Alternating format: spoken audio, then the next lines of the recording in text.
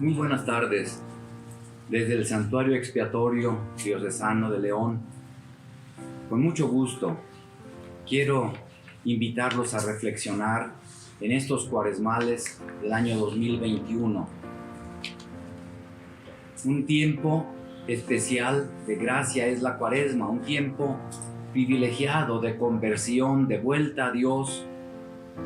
Y esta vuelta a Dios es muy importante, especialmente en este tiempo de la Cuaresma, porque es la llamada a todos los cristianos del mundo a que nos unamos en este recogimiento, en este encuentro con nuestro Señor, para vivir el sentido de la Cuaresma. El primer día hablábamos del sentido de la Cuaresma, que es de purificación espiritual, de renovación personal, a la luz de la fe, de los ojos de Dios, de preparación para una vida nueva, para el triunfo con Jesucristo en su pasión, muerte y resurrección. El día de ayer veíamos cómo Dios nos ama. Dios nos ama infinitamente. Dios nos ama con un amor eterno y nos ha creado de una manera admirable. Pero dentro de la creación del ser humano, Dios le dio algo muy importante, que es la libertad humana, la capacidad de aceptar o rechazar el amor de Dios. Sin duda que el ser humano, obra de Dios, imagen y semejanza de Dios, tiene muchos elementos naturales y sobrenaturales para encontrar la voz de Dios. Pero nuestro Señor ha querido también dejarnos ese margen de decisión, de aceptarlo o no aceptarlo. Y hecho a imagen y semejanza de Dios, Dios también quiso que el ser humano optara si quiere vivir con Dios o no quiere vivir con Dios. Y este es el gran drama y al mismo tiempo grandeza de la humanidad, de poder tomar decisiones. No siempre las decisiones que se toman son de acuerdo al plan de Dios.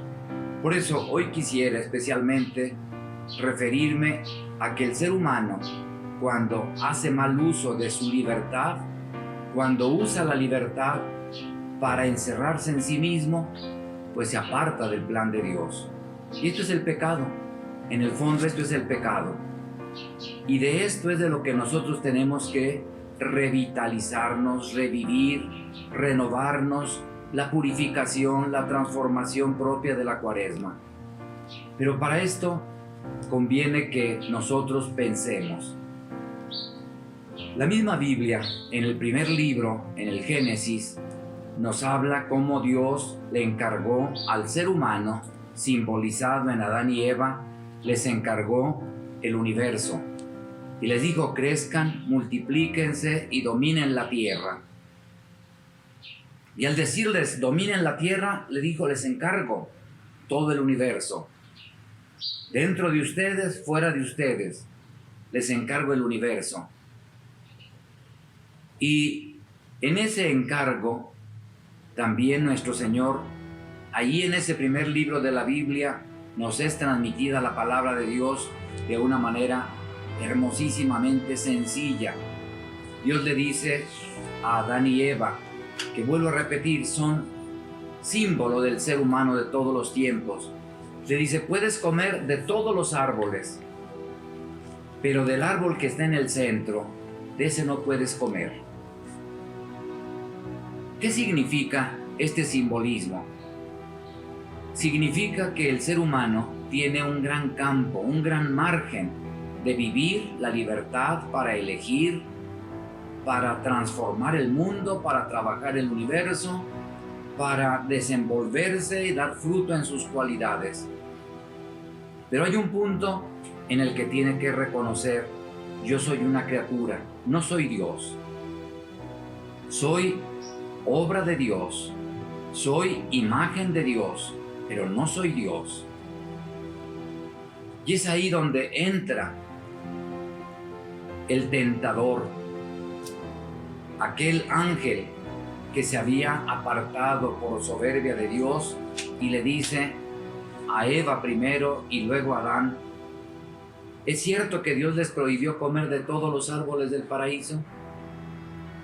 Y ella se pone a platicar con el tentador.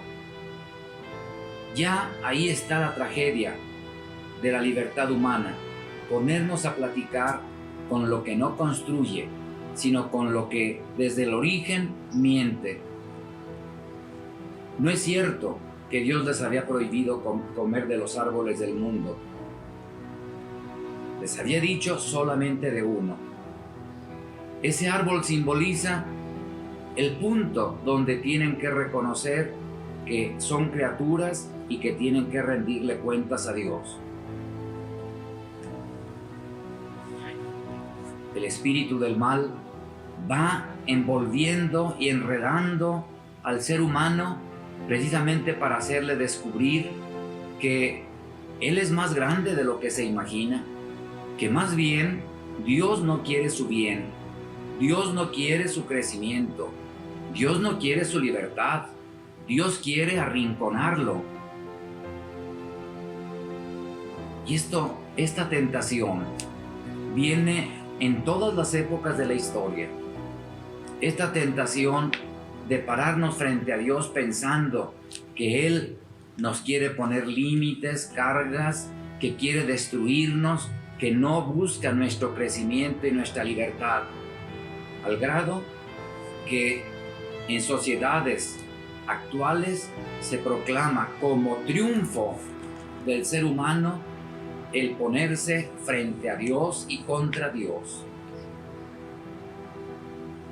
Entonces, dice la Sagrada Escritura que le pareció al hombre tentador aquel fruto, apetitoso aquel fruto. ¿Cuál es el fruto que les pareció apetitoso? No se refiere a un fruto físico, sino a la tentación en sí misma. Mira, si comes de este fruto serás como Dios. La ambición, la soberbia, el descubrir con su corazón lleno de soberbia que Él es más que lo que Dios le ha dicho. Por el tentador piensa que así es. Sin embargo, el tentador lo que quiere es precisamente poner al hombre al margen de Dios. Serás como Dios. Y eso es lo que le parece apetitoso. No tener que dar cuentas. No tener que tomar en cuenta a Dios. Ese es el origen del pecado. La elección mal tomada, motivada especialmente por la soberbia. Y entonces le parece apetitoso y come de aquel fruto, que vuelvo a decir, es un símbolo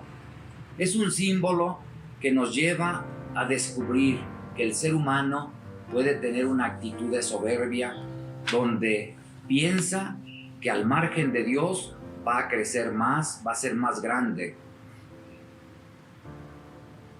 En la actualidad, también, si nosotros no tomamos en cuenta a Dios, por ejemplo, en el valor de la vida, en el respeto a la dignidad humana, en el sentido de la justicia,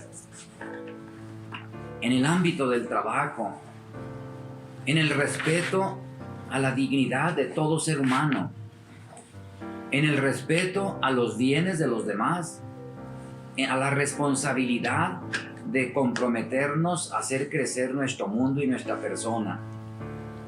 ¿Yo por qué voy a tomar en cuenta a Dios? ¿Yo por qué voy a tomar en cuenta lo que Dios quiere? Yo voy a tomar en cuenta lo que a mí me gusta, lo que yo anhelo. Y también en nuestro tiempo, Y a lo largo de la historia está presente ese ambiente de soberbia, ese ambiente de querer decidir sin Dios, de querer caminar sin Dios y a veces contra Dios. Y eso es el pecado. Dios, que nos ha creado con tanto amor, que nos ha confiado el universo y que nos ha hablado de su amor infinito, y lo único que nos dice es: no dejes de ser mi criatura, no dejes de estar tomado de mi mano, no dejes que yo esté lejos de ti, no te alejes de mí. Eso es lo que Dios quiere, nuestro bien.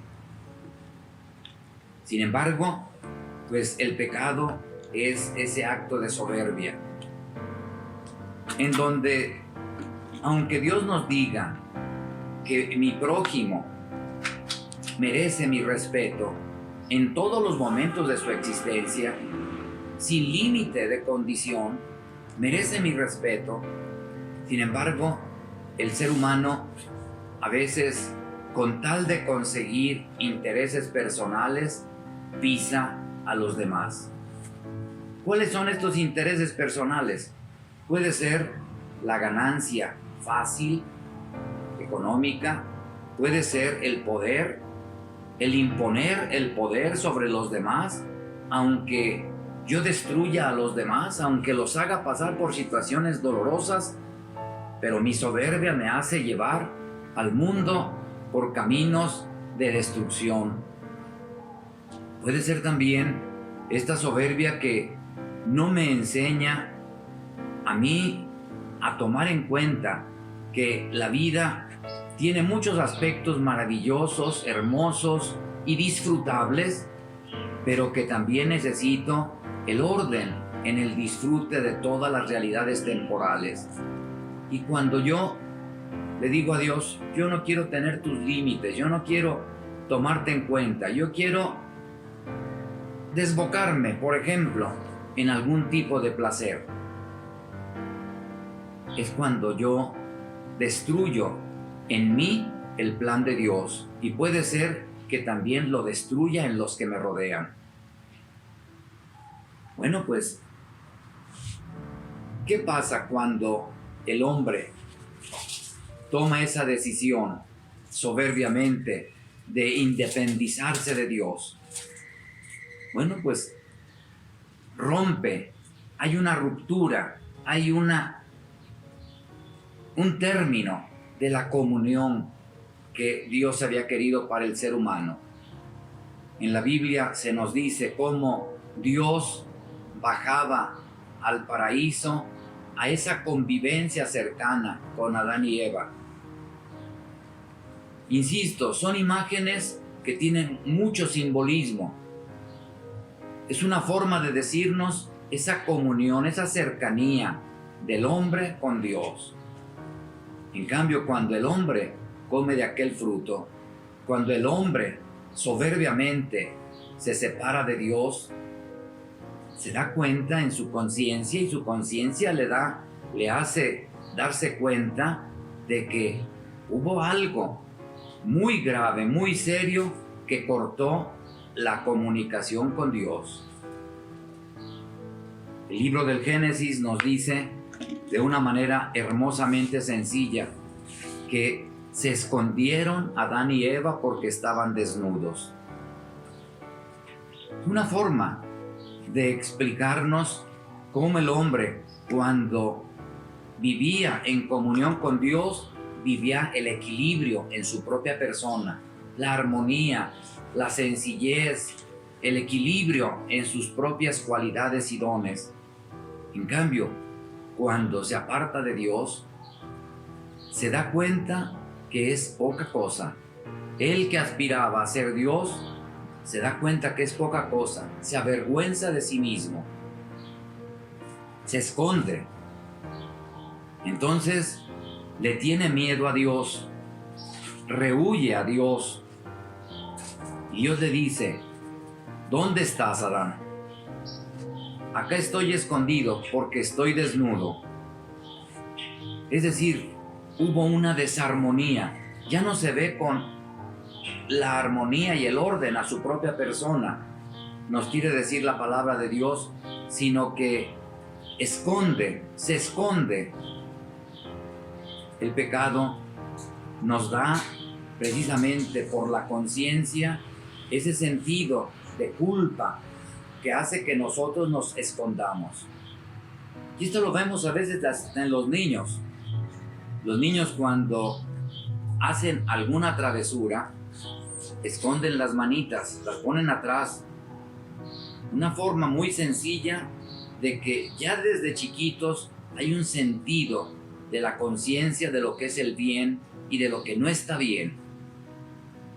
Pues el ser humano rompe esa comunión, esa amistad, esa armonía con Dios.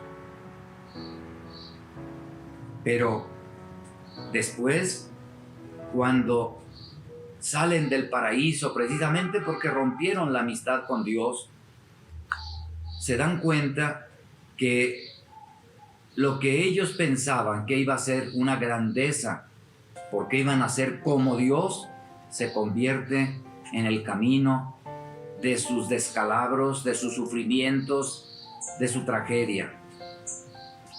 Y esto es el pecado también. Hace que nosotros después no solamente rompamos la comunión con Dios, sino también con los que nos rodean.